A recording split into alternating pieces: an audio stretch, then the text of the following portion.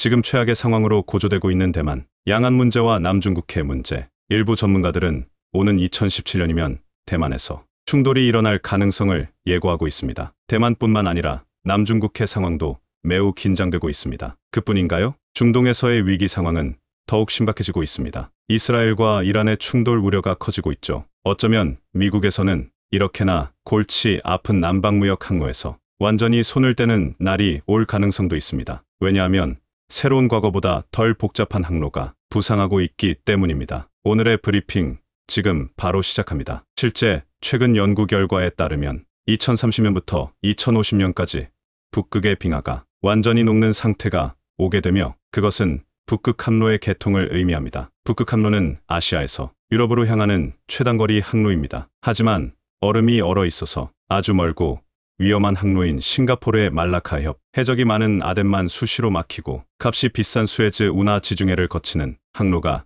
세계 무역의 대부분을 담당했습니다. 그런데 그 절반가량을 단축시킬 수 있는 항로가 바로 북극해 항로입니다. 게다가 마주하고 있는 나라도 러시아, 미국, 나토 회원국뿐인 관계로 지정학적 불안정성이 남방 항로에 비해 훨씬 안전합니다. 또 러시아와 미국이 싸운다고 하더라도 미국령 영해가 북극 항로에 분명히 존재하기 때문에 북극의 빙하가 녹게 될 경우 남방 항로에 비해 상대적으로 안전한 무역 환경을 보장할 수 있습니다. 그렇다면 북극해의 빙하가 녹게 될 경우 부상하게 될 항구들은 어떤 항구들이 있을까요? 같이 살펴보시겠습니까? 첫 번째, 알래스카의 놈 항구에 주목해야 합니다. 최근 알래스카 베링 해협에 위치한 미국 알래스카의 놈이라는 도시는 인구가 불과 3,000명에 불과하지만 광대한 규모의 항구로의 대규모 리모델링이 진행 중입니다. 이 도시는 거대 선박이 접안할 수 있는 항만 도시로 설계되고 있으며 극한의 추운 기후에도 불구하고 미국은 이곳을 전략적 항만 도시로 발전시키기 위해 집중하고 있습니다. 베링 해협을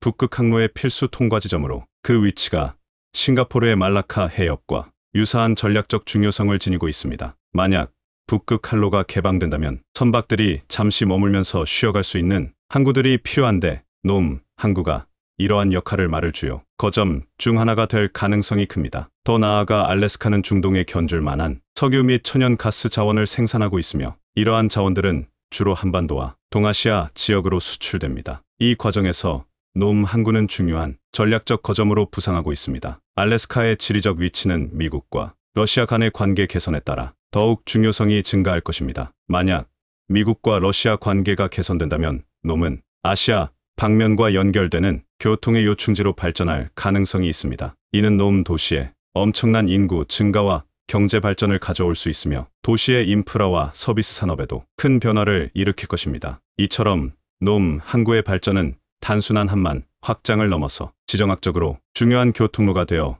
동북아시아 및 북미 간의 무역에 새로운 동력을 제공할 것입니다. 따라서 이 지역의 발전 가능성을 면밀히 살펴보는 것은 국제 관계와 무역의 깊은 통찰을 제공할 것입니다. 중요한 점은 이러한 도시 개발을 할 때 많은 인력이 필요하게 된다는 점입니다. 때문에 많은 이민자나 노동자를 알래스카에서 받아들일 가능성이 높을 것으로 보이는데요. 어쩌면 아주 높은 연봉을 받고 도시 건설에 참여할 인력을 모집하게 될 수도 있습니다. 혹시 여러분은 알래스카의 놈이라는 도시에 대해서 어떻게 생각하세요? 댓글로 한번 의견을 남겨주세요. 두 번째로 주목해야 할 곳은 북유럽 노르웨이의 레스안드입니다. 이 도시는 베링 해협을 지나고 나면 북극해를 통과하는 긴 여정에서 만나게 됩니다. 특히 이 구간은 미국과 러시아의 접경 해역을 통과해야 하기 때문에 긴장감이 매우 높습니다. 하지만 나토 회원국인 노르웨이에 르산드에 도착하면 상황은 달라집니다. 르산드는 노르웨이에서도 북극 항로와 가장 가까운 서유럽 지역의 중요한 도시 중 하나로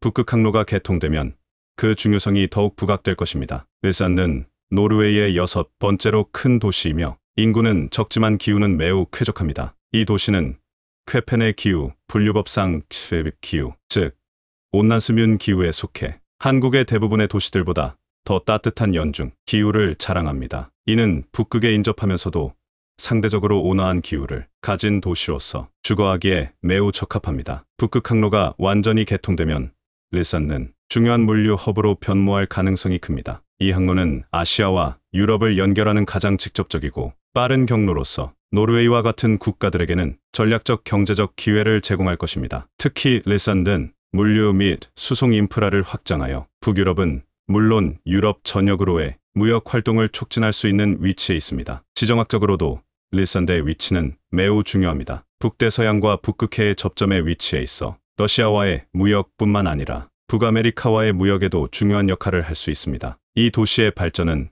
노르웨이뿐만 아니라 전 유럽의 북극 정책과도 밀접하게 연결될 것입니다. 따라서 릴산드의 미래는 단순한 항만 도시의 확장을 넘어서 국제 무역 지정학 그리고 환경 변화에 대응하는 전략적 거점으로 발전할 잠재력을 갖고 있습니다. 이러한 전망을 고려할 때 한국을 포함한 아시아 국가들과의 경제적 협력 관계도 새롭게 정립될 수 있으며 릴산드와 같은 도시들이 새로운 글로벌 교류의 중심지로 자리 잡을 가능성이 높습니다. 북극 항로의 개통과 릴산드의 발전은 그렇게 글로벌 경제의 새로운 지평을 열어갈 것입니다. 지금 노르웨이는 아주 조용한 나라이지만 북극 항로가 개통하게 되면 국제사회에 큰 목소리를 내는 나라로 바뀌겠지요. 세 번째로 주목할 도시는 노르웨이의 뻬른입니다. 인구 20만 3천 명의 뻬른은 노르웨이의 두 번째로 큰 도시이며 릴산드와 마찬가지로 북극 항로와 인접해 있습니다. 북극 항로가 개통될 경우 뻬른은 유럽에서 주요한 항구 도시로 부상할 잠재력을 갖고 있습니다. 네덜란드의 로테르담이 유럽에서 가장 큰 항구로 잘 알려져 있지만 뻬른은 북극 항로에 훨씬 더 근접해 있어 지리적 이점을 가지고 있습니다. 뻬른의 위치는 그것만의 중요한 전략적 가치를 제공합니다. 최근 경제적으로 부상하고 있는 발트 3국과 동유럽 국가들 그리고 다른 북유럽 국가들과의 거리가 가까워 이 지역에서 새로운 북유럽 시대와 동유럽 시대를 이끌어 나갈 핵심 도시가 될 가능성이 큽니다. 뻬른은 특히 북극 항로의 중요한 거점으로서 유럽과 아시아, 북아메리카 간의 물류와 무역을 연결하는 충추적 역할을 할 것으로 기대됩니다. 또한 뻬른은 북극해의 자원 개발과 관련된 다양한 산업들에 대한 접근성이 우수하므로 에너지 자원의 수출입 허브로서의 역할도 강화될 것입니다. 이 도시는 에너지, 어업, 해양 기술과 같은 분야에서 이미 잘 발달된 기반을 갖추고 있으며 이러한 산업들은 북극 항로의 개발과 함께 더욱 확장될 전망입니다. 지정학적으로 뻬른의 강화된 역할은 노르웨이뿐만 아니라 전 유럽의 안보와 경제에 긍정적인 영향을 미칠 수 있습니다. 북극 지역의 안정성이 증대됨에 따라 뻬른은 유럽의 북쪽 문을 지키는 요새와 같은 역할을 할 수 있으며 러시아와 갈등을 빚고 있는 발트 3국 동부 유럽의 나토 회원국들에게 중요한 물자 공급 루트가 될 가능성이 있을 것입니다. 노르웨이의 베르게는 북극 항로가 떠오르면서 서유럽의 한적한 도시에서 정치적, 경제적, 안보적 중요한 도시로 부상하게 될지 모를 것입니다. 네 번째로 주목해야 할 지역은 노르웨이령 스발바르 제도입니다. 이 지역을 북극해의 하와이라고 칭할 정도로 스발바르 제도는 북극해 중앙에 위치하며 그 자체로 국제적 중요성을 지닌 장소입니다. 이 섬은 다양한 국가들의 극지 연구기지가 설치되어 있으며 세계적인 극지기후 연구의 중심지로 자리 잡고 있습니다. 한국의 다산과학기지 역시 이곳에 위치해 있어 국제과학 커뮤니티와의 협력을 강화하고 있습니다. 스발바르 제도의 전략적 위치는 북극 항로가 개통되면 더욱 중요해질 전망입니다. 북극 항로는 아시아와 유럽을 연결하는 최단 경로로서 노르웨이와 미국의 영해를 관통할 가능성이 높은데 이는 러시아령 영해를 지나는 것보다 훨씬 안전할 수 있기 때문입니다. 특히 스발바르 제도는 베링해협에서 유럽의 주요 항구 도시로 이어지는 최단 경로상에 위치하며 중간 기지나 물류 거점으로서의 역할을 수행할 가능성이 큽니다. 이 섬의 지정학적 중요성은 국제 무역 루트의 안정성 및 접근성 측면에서 핵심적인 역할을 할 것입니다. 북극 항로를 통해 이동하는 선박들에게 스발바르 제도는 안전하고 효율적인 중개 지점을 제공함으로써 글로벌 무역 네트워크 내에서의 연결성을 강화할 것입니다. 또한 이 지역은 극한의 기후 조건 하에서도 안정적인 항해와 물류 작업이 가능하도록 지원하는 첨단 기술과 인프라 개발에 중요한 역할을 할 것으로 예상됩니다. 스발바르 제도의 발전은 또한 극지 연구와 환경 모니터링의 중심지로서도 기능을 강화할 것입니다. 이곳에서 수행되는 기후 변화 연구와 생태계 감시는 전 세계적인 환경 정책 결정에 중요한 데이터를 제공하며 지속 가능한 개발과 자원 관리 전략에 기여할 수 있습니다. 결론적으로 스발바르 제도는 북극 항로의 개통과 함께 그 지위가 강화될 것이며 이는 국제적으로 경제, 과학, 그리고 안보 분야에서 큰 변화를 가져올 것입니다. 이러한 변화는 한국을 비롯한 아시아 국가들과의 무역 및 과학적 협력에 새로운 기회를 마련해 줄 것이며 글로벌 무역과 환경 정책에 있어서 중요한 역할을 하게 될 것입니다. 다섯 번째로 주목할 지역은 러시아의 페트로 파블롭스크 캄차츠키입니다. 이 도시는 캄차카 반도에 위치하며 러시아 극동 지역에서 거의 유일한 부동항으로 알려져 있습니다. 인구는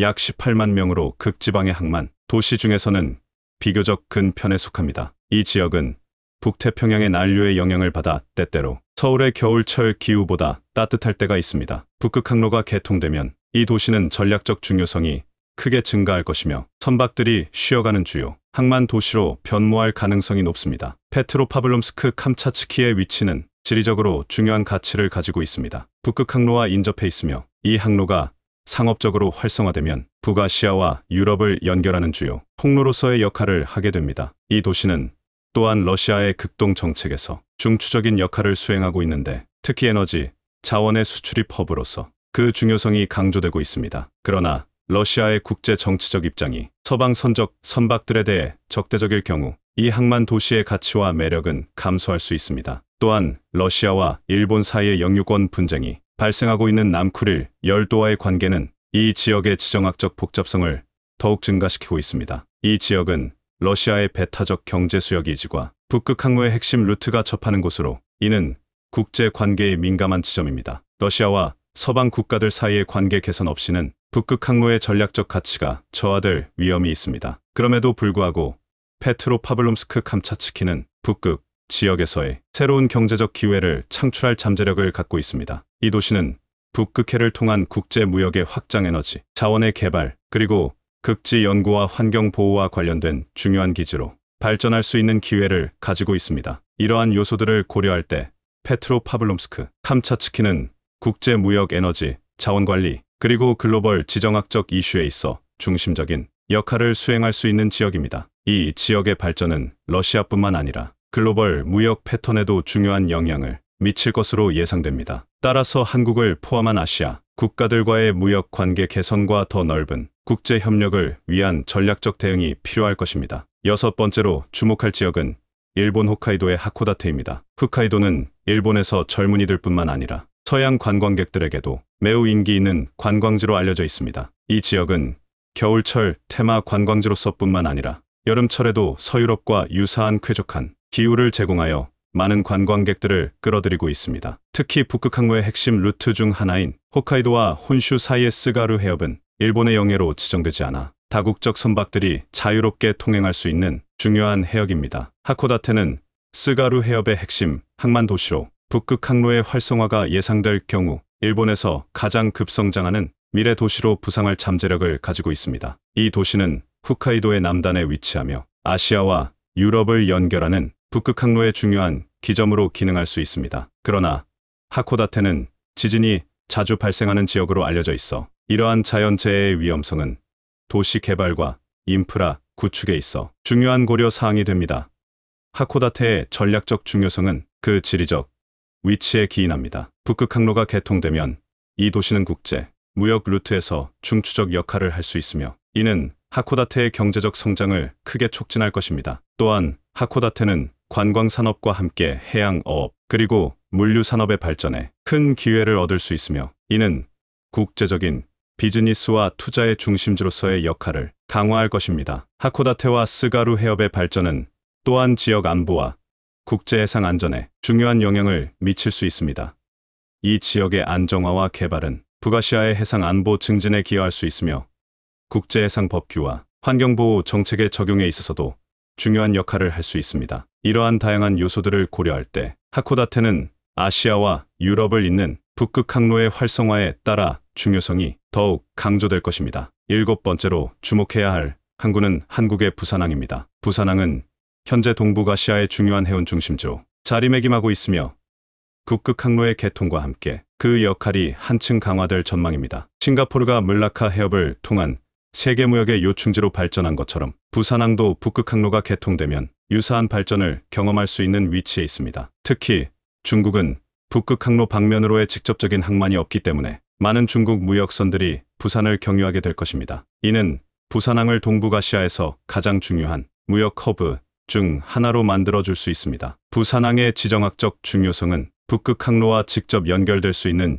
유일한 대한민국의 항구로서의 역할에 기인합니다. 북극항로를 통해 유럽으로 가는 배틀은 시베리아 북해항로를 통과하게 되는데 이 경로는 특히 겨울철에 얼음이 녹아 해상 교통이 가능해질 때 더욱 활성화될 것입니다. 이러한 새로운 항로의 개통은 부산항에게 새로운 물류 해운 그리고 무역의 기회를 제공할 것입니다. 부산항은 이미 현대화된 시설과 높은 처리 능력을 갖추고 있어 대규모 컨테이너 선박의 접안과 물류 처리가 가능합니다.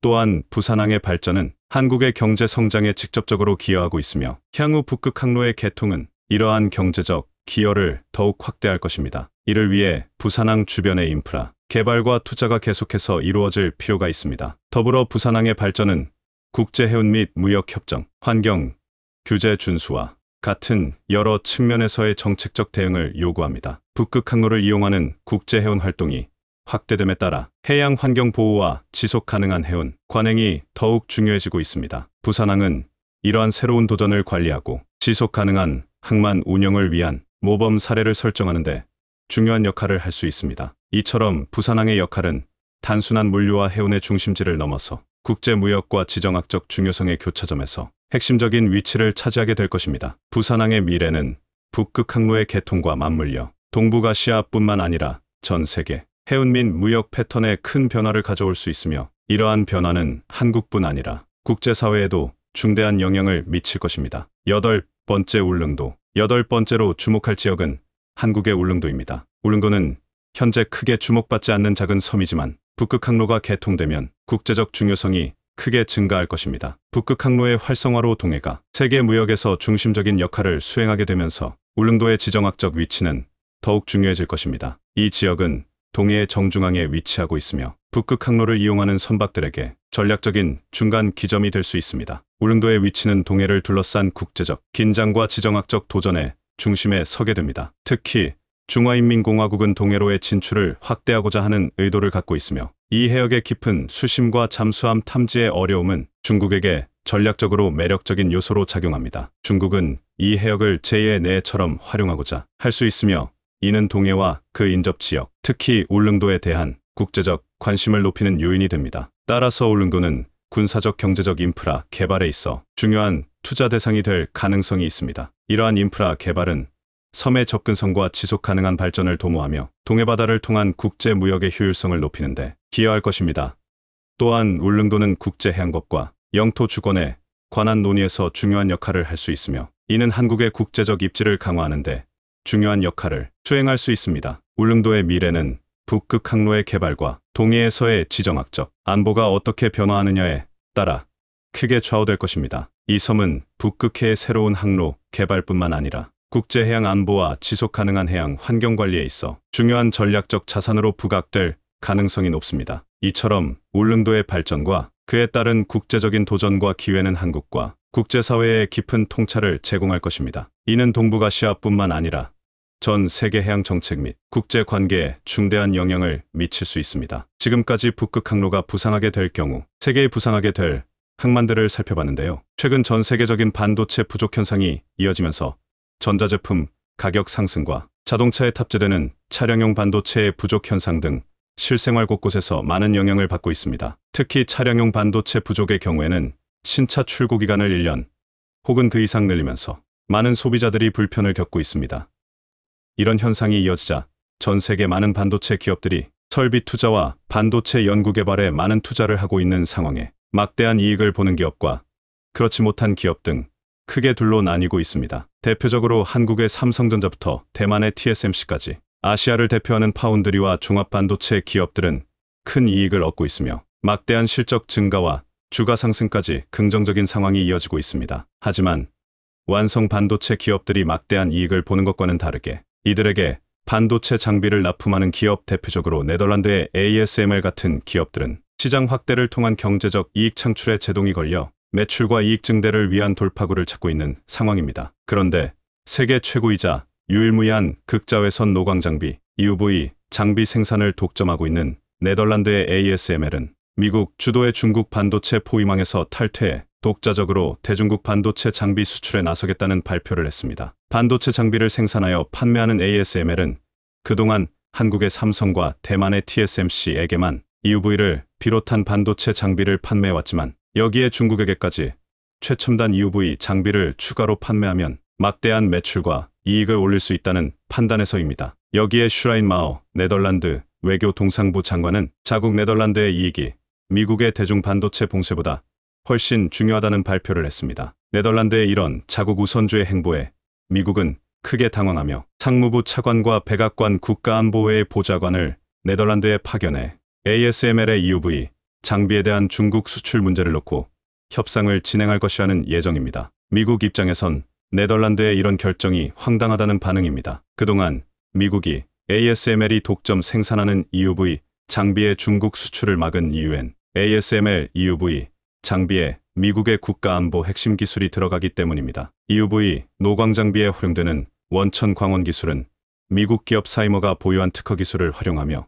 해당 기술은 미국의 국가안보 핵심 기술로 지정이 되어 있어 중국을 비롯한 적대 국가에는 수출이 막혀 있습니다. 즉 ASML이 활용하는 핵심 기술부터 부가적인 기술까지 다방면에서 미국 기술이 활용되고 있으며 ASML 회사의 지분에도 미국 기업이 절대 다수의 비중을 차지하고 있습니다. 상위 20대 주주에서 미국 기업이 대부분일 정도로 확실한 지배구조를 가지고 있기에 ASML 경영 전반에 미국의 입김이 반영되는 것은 어느 정도 납득할 만한 일입니다. 그런데 네덜란드 당국은 ASML의 매출을 늘리고자 중국의 EUV 장비 판매를 허용하겠다는 입장을 밝혔는데 네덜란드 당국의 이런 결정에 많은 반도체 업계들은 비판의 목소리를 내고 있습니다. 먼저 중국의 EUV 장비 판매를 결정한 핵심 논리는 중국의 EUV를 추가적으로 판매해 ASML의 매출을 늘리려는 계획이었지만 이런 계획이 처음부터 불가능한 이유는 ASML의 EUV 장비는 1년 동안 생산할 수 있는 대수가 40대 가량으로 정해져 있고 한국의 삼성과 대만의 TSMC가 EUV 장비를 전부 독식해 더 팔고 싶어도 팔 수가 없는 상황입니다. 즉 ASML 측에서 EUV 장비를 만드는 족족 한국과 대만의 반도체 기업들이 구매하는데 중국에게 판매한다는 것은 ASML의 추가적인 매출을 발생시키는 것이 아니리 단순히 한국과 대만에 공급될 물량을 줄여서 중국으로 가는 물량을 늘리겠다는 내용입니다. 여기서 네덜란드 측의 의도는 명확합니다. 미국 주도의 대중 반도체 제재에 동참하게 하려면 그만한 보상을 네덜란드 자신들에게 달라는 것입니다. 물론 여기엔 극자외선 노광 장비, EUV 장비를 세계에서 유일하게 만들 수 있는 ASML과 네덜란드의 자신감이 깔려 있습니다. 하지만 ASML의 EUV 장비에 탑재되는 렌즈와 광학 장비는 독일 기업에서 납품하고 있으며 광원조사 장치와 핵심 부품들은 미국에서 납품되고 있습니다. 즉, 이 말은 핵심 기술과 부품만 있다면 네덜란드 ASML이 아니라 다른 기업들도 EUV 장비를 충분히 생산해낼 수 있다는 것입니다.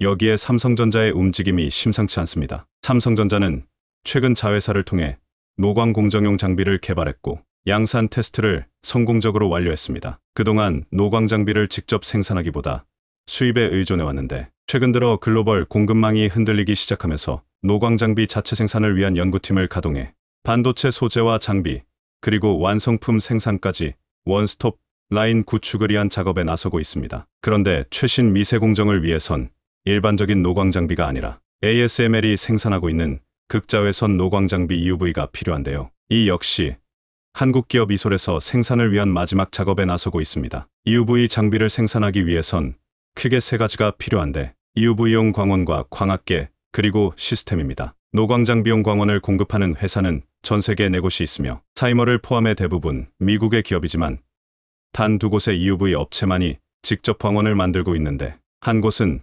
네덜란드의 ASML이고 다른 한 곳은 대한민국의 이솔입니다. EUV 장비의 첫 번째 조건인 광원도 우리 손으로 만들 수 있으며 두 번째 조건인 광학계는 주로 독일의 칼자이스 렌즈를 사용합니다. ASML의 광학계 역시 자체 개발한 부품이 아니라 칼자이스의 렌즈를 납품받아 사용 중이기에 우리도 독일산 렌즈를 납품받아 EUV 장비를 생산할 수 있습니다. 세 번째 조건인 종합 시스템은 EUV 장비를 가동하면서 발생하는 진동이나 정확한 노광 등 종합적인 시스템을 제대로 제어해야 한다는 것입니다. 사실 EUV의 물리적인 장비와 부품 등은 이미 우리나라가 기술을 확보한 것도 있고 일부 부품은 수입하여 구축하면 되며 네덜란드의 ASML 역시 이런 식으로 부품을 공급받아 장비를 만들지만 가장 중요하고 핵심이 되는 부분은 종합적인 시스템 안정성입니다. ASML이 가장 잘하는 분야가 바로 이런 시스템, 제어 부문과 소프트웨어적인 부분으로 알려져 있습니다. 해당 부문에 대한 우리 기업들의 투자도 급격하게 늘어나고 있습니다. 특히 우리나라 토종 반도체 장비업체인 이솔의 대표와 경영진은 삼성전자 반도체 사업부 출신으로 10년 넘게 삼성전자에서 EUV 장비와 소재에 대해 연구개발하던 팀이 독립한 기업입니다. 이솔에서 생산하고 만드는 장비의 상당수는 삼성으로 공급되고 있는데 최근 삼성에서도 자체적인 노광장비 생산 능력의 중요성을 깨닫고 노광장비에 대한 공격적인 투자를 하고 있는 만큼 이솔과 삼성전자는 전방위적인 협력을 통해 연구개발에 나서고 있으며 이솔의 모기업인 FST의 경우 삼성전자가 7% 지분을 확보의 대주주로 있는 상황입니다. 이런 투자와 연구개발의 노력으로 토종 EUV 기업 이솔은 EUV 광원과 마스크 제조 장비 EUV 마스크와 펠리클 검사 장비 등 EUV에 사용되는 핵심 기술과 장비를 하나하나 국산화해 나가고 있습니다. 사실상 네덜란드 ASML의 독주를 막을 전 세계의 유일한 기업으로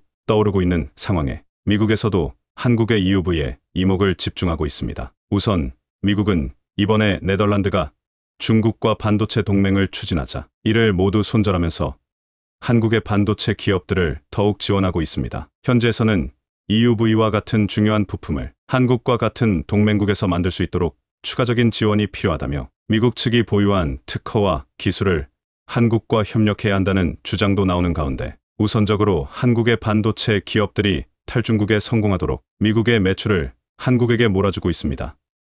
2022년 올해 막바지 삼성전자와 SK하이닉스는 매출 구조가 급변했다는 발표를 했습니다. 중국 내 매출은 4조가 줄은 반면 중국에서 줄은 것보다 더욱 많은 4조 8천억의 매출이 미국에서 발생했다는 것입니다. 이를 통해 각각 삼성과 SK하이닉스의 중국 의존도가 감소하고 있고 미국 의존도가 급상승하고 있습니다. SK하이닉스의 경우 미국 매출 비중이 60%에 달하며 삼성전자의 경우 45%에 달하는 상황으로 한국의 반도체 기업들이 탈중국에 성공해 미국으로 매출처를 발빠르게 옮겨가고 있습니다. 시장 상황이 이렇게 돌아갈수록 중국 내 반도체 공급난은 더욱 심해지고 있습니다. 그 결과 중국에 얼마 있지도 않은 반도체 기업들은 최신의 EUV 장비는커녕 구형 노광 장비를 통해 구형의 반도체를 생산하고 있으며 이런 반도체를 스마트폰과 전자기기 등 첨단 제품에 탑재하고 있습니다. 특히 네덜란드의 ASML은 미국을 향해 최신식 EUV 노광 장비가 아니더라도 구형의 노광 장비를 팔 수 있도록 규제를 해제해달라는 움직임이 나오고 있습니다. 생산량의 한계로 EUV는 1년에 40대밖에 만들지 못하며 그마저도 삼성과 TSMC가 몇 년치 물량을 선주문해 이미 매출의 최대치를 확보해 놓은 상태이지만 이런 와중에 구형의 노광 장비까지 중국에 팔아서 이익을 내보겠다는 뜻입니다. 만약 ASML이 노광 장비나 EUV를 중국에 판매한다면 한국과 대만이 주도하던 글로벌 반도체 패권이 중국으로 넘어가거나 위태로워질 가능성이 있습니다. 삼성이나 TSMC는 글로벌 기업으로서 국가보조금이 경영의 주요한 수단이 아니지만 중국의 반도체 기업들은 상당수가 국유기업이며 국가보조금과 세금으로 운영되고 있습니다. 특히 중국이 반도체 굴기를 천명한 만큼 막대한 중국 자본을 투자하여 치킨게임을 벌인다면 정부 지원을 받지 않고 단독으로 맞서야 하는 한국과 대만의 반도체 업체들은 경쟁에서 불리해질 수밖에 없는 상황이 될 것입니다. 미국 역시 이런 상황을 막기 위해 움직이고 있습니다. 세계를 제패하는 첨단 IT 기업들은 대부분 미국 기업이며 이런 파워는 사실상 반도체로부터 나옵니다. 하지만 반도체 파워가 중국으로 넘어간다면 미국의 IT 기업들도 패권을 유지하기 어렵게 되기에 누구보다 미국이 대중국 반도체 규제에 적극적일 수밖에 없습니다. 한국과 미국은 반도체에 대한 이해관계가 일치하지만 네덜란드는 이와는 다르게 중국이라는 고객을 새로 원하고 있어 이해관계가 일치하지 않는 상황입니다. 미국은 자신과 이해관계가 맞지 않다면 어떤 기업이나 국가이든지 손을 봐준 역사가 있는데 독일과 일본이 그러하고 소련 역시 마찬가지였습니다. 이번에도 네덜란드가 자신의 이익을 고집하고 있지만 한국에서 EUV 개발이 점점 더 진전될수록 미국의 네덜란드 손절은 더욱 빨라질 것이란 관측이 나오고 있습니다. 지금 보시는 장면은 얼마 전 폴란드가 우크라이나에 긴급 판매한 크랩 ARAB 자주포의 포신이 절단된 모습입니다. 폴란드의 크랩 자주포는 영국에서 설계한 155mm 포탑을 한국 K9 자주포의 차체에 결합해 만든 것입니다. 사실상 한국 기술이 적용된 자주포라고 볼 수 있는데요. 우크라이나 전장에서 절단된 채 발견된 K9 자주포의 포신 사진은 K9 자주포의 내구성을 100마디 말보다 크랩의 포신이 절단되었는데 어째서 내구성이 뛰어나다는 것인지 이해가 가지 않는데요. 포신이 절단된 이유를 알면 이해가 됩니다. 현재 우크라이나에서 운용 중인 자주포들의 하루 최대 사격 가능 횟수는 100발이지만 이를 훌쩍 넘어 200터부터 250발을 쏘고 있습니다. 이러니 포신이 견뎌낼 수가 없는 것인데요. 이 때문에 오히려 K9 자주포의 내구성은 극찬을 받고 있습니다. 하루 최대 사격 횟수의 2배를 훌쩍 넘겨도 차체는 멀쩡했기 때문입니다. 우크라이나 전쟁은 21세기 전쟁의 판도를 한순간에 바꿔버렸습니다. 냉전이 종식되고 옛 소련이 붕괴되면서 이제 유럽에서 전면전이 벌어질 위험은 낮다는 판단이 우세했고, 이 때문에 각광받는 장비 역시 궤도형 자주포나 전차 대신 트럭 탑재 자주포와 지뢰방어장갑차 등 국지전이나 해외 분쟁 개입에 적합한 장비들이었습니다. 하지만 우크라이나 전쟁으로 지금 유럽은 중화기 급구를 외치는 처지가 됐습니다. 특히 러시아의 위협에 직면한 폴란드는 K9 자주포 648문 구매가 포함된 한국산 무기거래 총괄합의서를 체결했고 1차 이행 계약을 체결했습니다. 그럼 자주포 크랩 KRAB를 보유한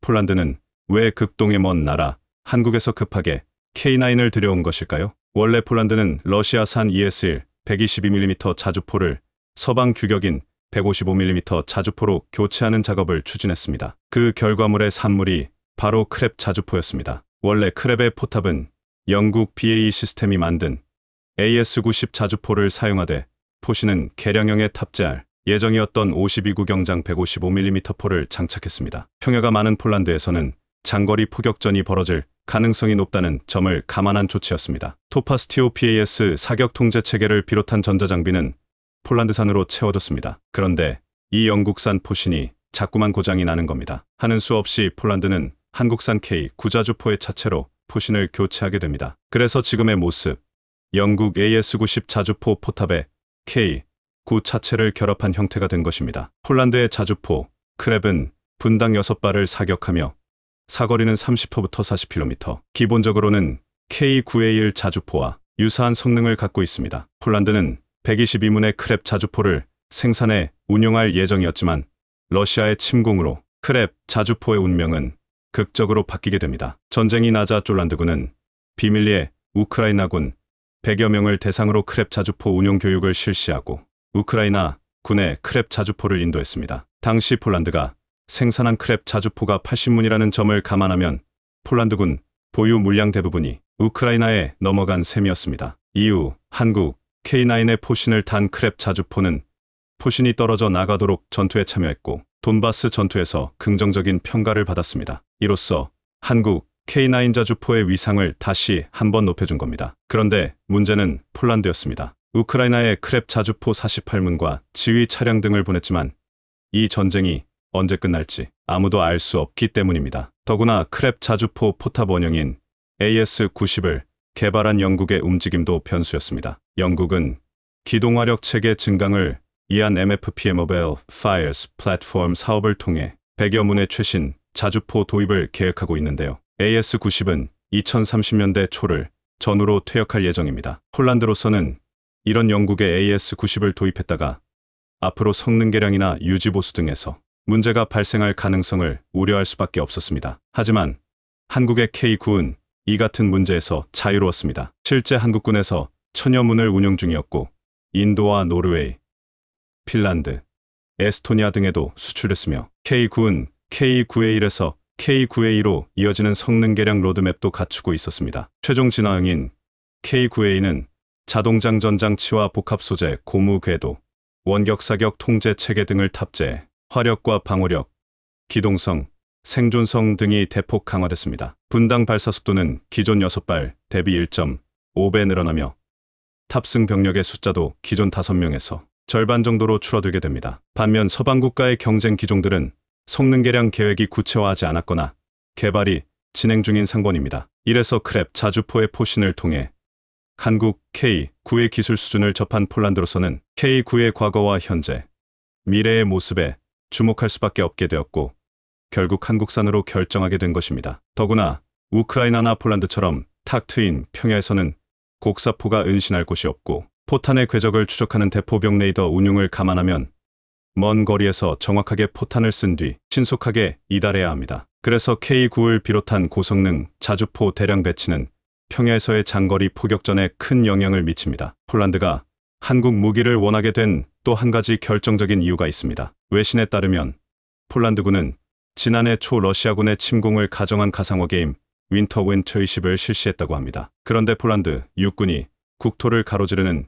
비스툴라 강 동쪽 지역을 22일간 지키는 것을 목표로 한 이 워게임에서 러시아군은 개전 4일차의 수도 바르샤바 포위에 성공했고 5일차의 폴란드군은 사실상 전멸한 것으로 알려졌습니다. 참담한 시뮬레이션 결과를 받아들고 실제로 우크라이나 전쟁을 눈으로 본 폴란드는 더 이상 망설이지 않고 서둘러 K9과 K2 전차의 대량 도입을 결정했던 것입니다. 우크라이나 전쟁터에는 지금 유럽과 미국 탱크들의 전시장이라 해도 과언이 아닐 만큼 각 나라의 탱크들이 모여 있습니다. 영국도 20문의 AS-90 자주포를 우크라이나에 원조했습니다. AS-90은 영국군이 1993년부터 운용을 시작한 자주포로 K9의 개발 초기에만 해도 영국 AS-90의 재원과 시스템이 많은 참고가 되었을 정도로 한때는 선진 자주포의 상징 중 하나로 여겨졌던 자주포입니다. 처음 3분간은 분당 6발씩, 그 뒤에는 분당 2발씩의 지속 발사가 가능한 장전 체계를 갖추고 기동 중에도 사격 지원을 받고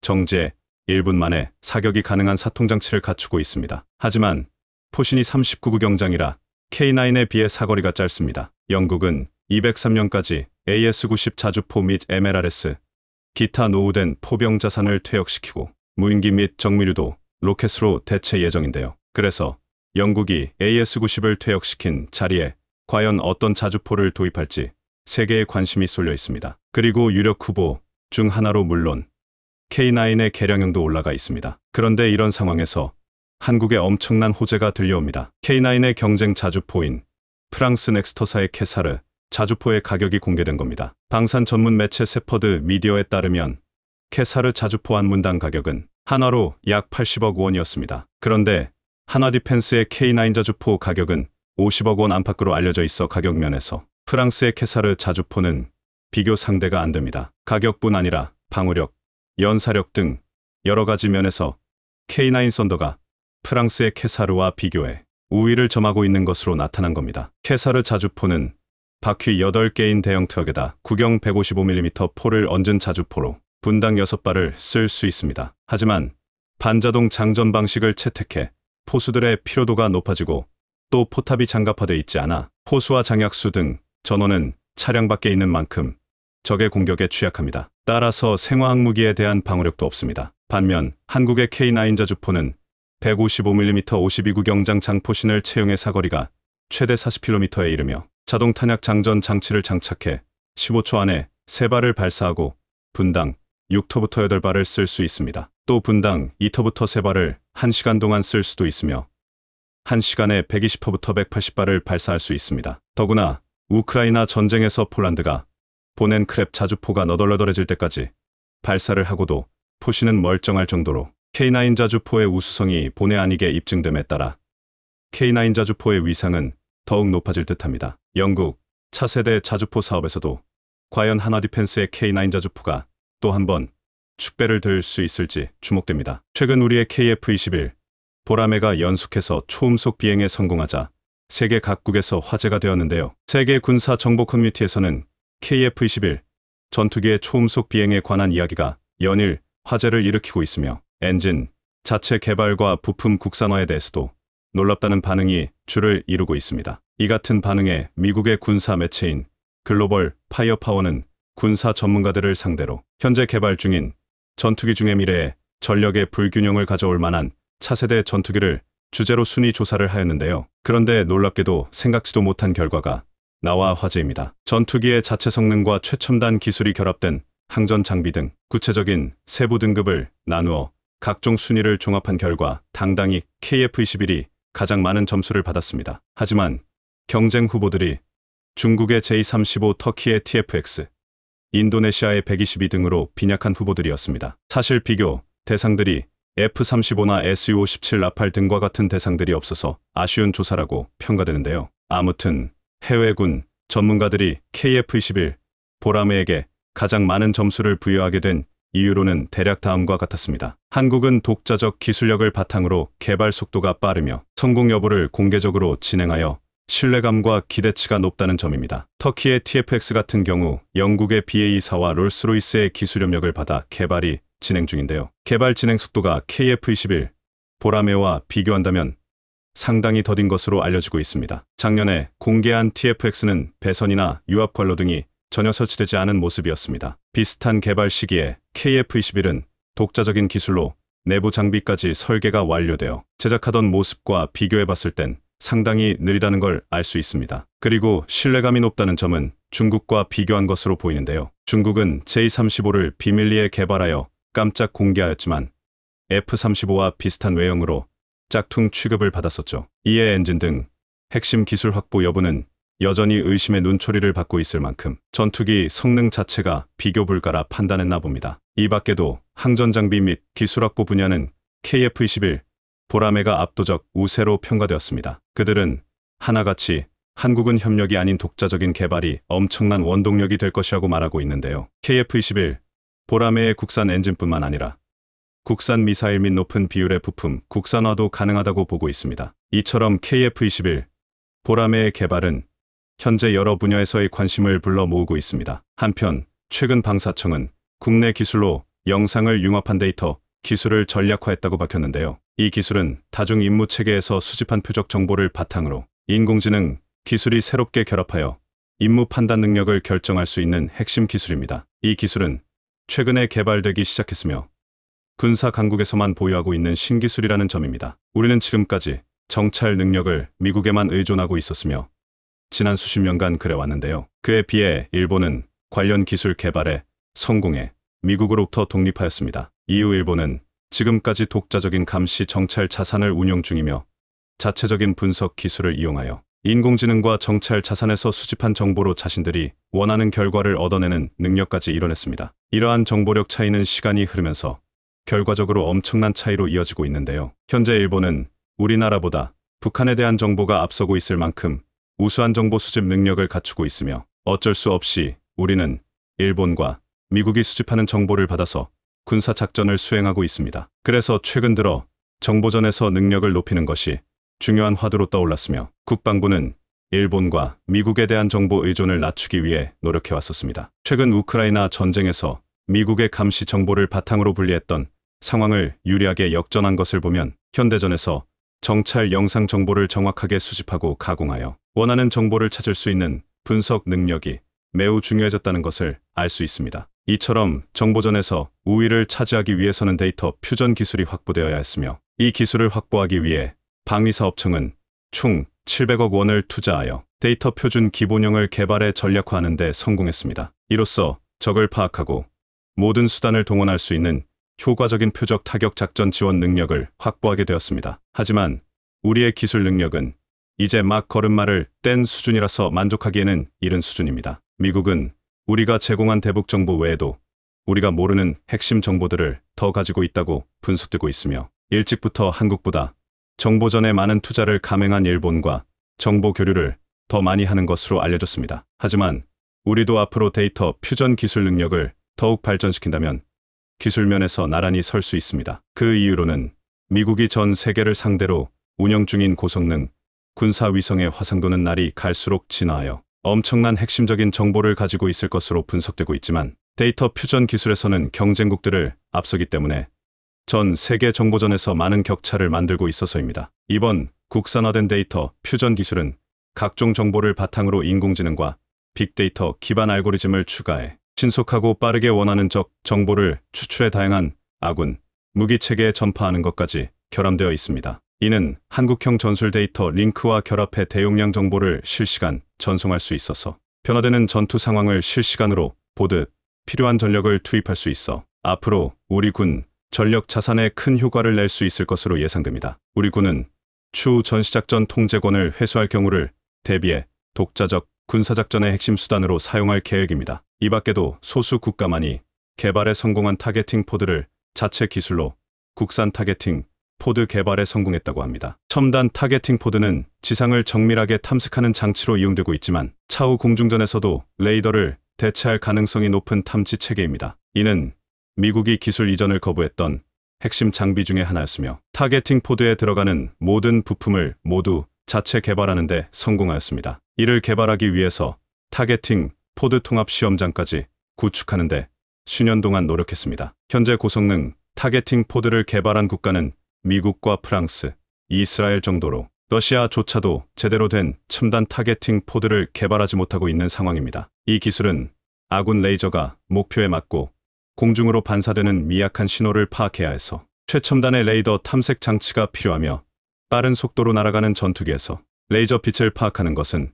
고도의 군사 기술이 요구되는 부분입니다. 아군이 지시하는 레이저에는 특수한 신호가 삽입되어 이를 수신하고 해독하는 데도 상당한 개발 난이도가 필요합니다. 특히 타겟팅 포드로 하늘에서 움직이는 적 전투기를 파악할 수 있는 대공표적 추적 기술까지 동시에 적용되었다는 게 핵심입니다. 이는 레이더를 이용한 전투기 추적이 아니라서 전파를 이용하지 않고도 수십 킬로미터 밖에 있는 적 전투기를 추적할 수 있어서 은밀하게 기동하는 적 스텔스 전투기를 파악할 수 있습니다. 이번 개발 성공은 대한민국의 전략 자산 기술로 자체적으로 확보했다는 점에서 그 파급 효과가 만만치 않을 것으로 보입니다. 이러한 발전으로 대한민국은 자력으로 확보한 기술 군사 강국으로 발전하고 있습니다. 앞으로 KF-21 보람의 개발에 완벽하게 성공한다면 여러 가지의 다양한 기술 확보로 다른 무기와의 연계가 더욱 쉬워질 거라 예상됩니다.